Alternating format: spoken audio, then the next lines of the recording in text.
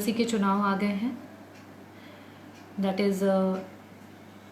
Member of legislative council. इस चुनाव में जो हमारे विधानसभा परिषद के लोग होते हैं वो चुन के जाते हैं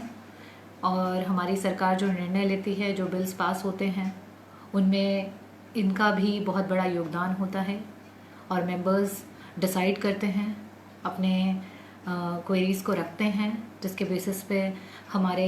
बीच में नए रूल्स एंड रेगुलेशंस आते हैं, नई क्रियाएं प्रक्रियाएं होती हैं जो हमें मदद करती हैं। हमारे जौनपुर से डॉक्टर मनोज यादव जी को प्रत्याशी सपा से बनाया गया। उन्होंने नामांकन किया और हमारी पार्टी बड़ी मजबूती से ये चुनाव लड़ रही थी और लड़ रही है। उसके लिए मैं आप सबको बहुत बहुत धन्यवाद करती हूँ और आप लोगों को बहुत बहुत बधाई देती हूँ, क्योंकि ये चुनाव पूरा का पूरा हमारे पक्ष में चल रहा है और हमारे पूरे समाजवादी परिवार हमारे साथ हैं। और मैं आप लोगों को इस समय यह अवगत कराना चाहती हूँ कि जिस तरीके से पहले भी हो चुका है उसको दोहराया जा रहा है। डॉक्टर मनोज यादव जी अपना हॉस्पिटल चलाते हैं, पेशे से डॉक्टर हैं और उनका अस्पताल करीब 6 साल से 10 साल से रन हो रहा है। और कल रात से उनके घर के बाहर बुलडोज़र खड़ा कर दिया गया है और उन्हें लगातार धमकियां आ रही हैं कि उनका हॉस्पिटल गिराया जाएगा और उनके हॉस्पिटल को अवैध करार दिया गया है कि उससे नाला जाना था या और भी कुछ हैं जो निर्माण के कार्य हैं जो उनके हॉस्पिटल के अंदर से होने थे। 6 साल और पिछले 5 साल के जो भाजपा का कार्यकाल था उसमें इन चीज़ों को नहीं बोला गया और आज जब एमएलसी नामांकन हो चुका है, हमारे प्रत्याशी इतनी मजबूती से लड़ रहे हैं, हमारे प्रत्याशी की इतनी लोकप्रियता बढ़ती चली जा रही है, लोग उन्हें इतना प्यार दे रहे हैं, इतना सम्मान दे रहे हैं, उसी के नाते आज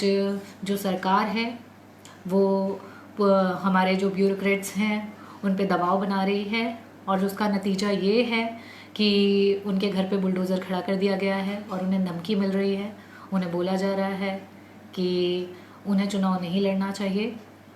तो मैं यही बताना चाहती हूँ कि ये बहुत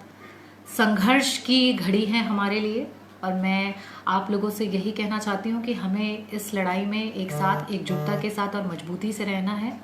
एकता ही हमारा बल है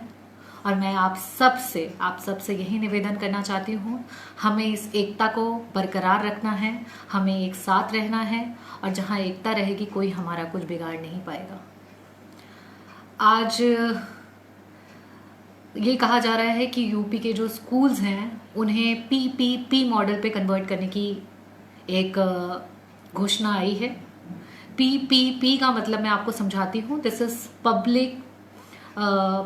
partnership, this is public and private partnership, जिसमें पब्लिक का भी योगदान रहेगा और साथ में गवर्नमेंट का भी रहेगा। जिसमें उन्होंने कहा है कि जो ज़मीन होगी, जो इंफ्रास्ट्रक्चर होगा वो गवर्नमेंट प्रोवाइड करेगी, लेकिन जो उसकी रनिंग बॉडीज़ होंगी जो उन्हें देखेंगी वो रहेंगी एक प्राइवेट।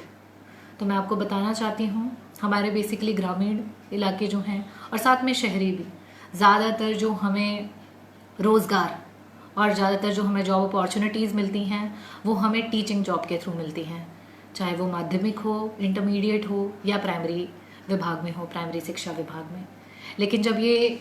प्राइवेट पार्टनरशिप में जाएगा तो इसकी वजह से जितने भी टीचर्स हैं जो अभी तक सरकारी नौकरी कर रहे थे, जितने भी अध्यापक हैं, सबकी नौकरियां कुछ सालों बाद ये गवर्नमेंट सरकारी नौकरी से सिर्फ प्राइवेट में कन्वर्ट कर दिया जाएगा।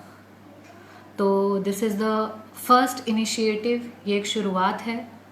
और हमें एक साथ लड़ना पड़ेगा, हमें एक साथ रहना पड़ेगा। अगर ये ऐसे ही कंटिन्यू रहता गया तो जैसे कि हमारे माननीय राष्ट्रीय अध्यक्ष श्री अखिलेश यादव जी ने कहा कि ये बारी बारी हमारे सरकार की सारी योजनाओं को, बारी बारी हमारी सारी सरकारी चीज़ों को बेच रहे हैं,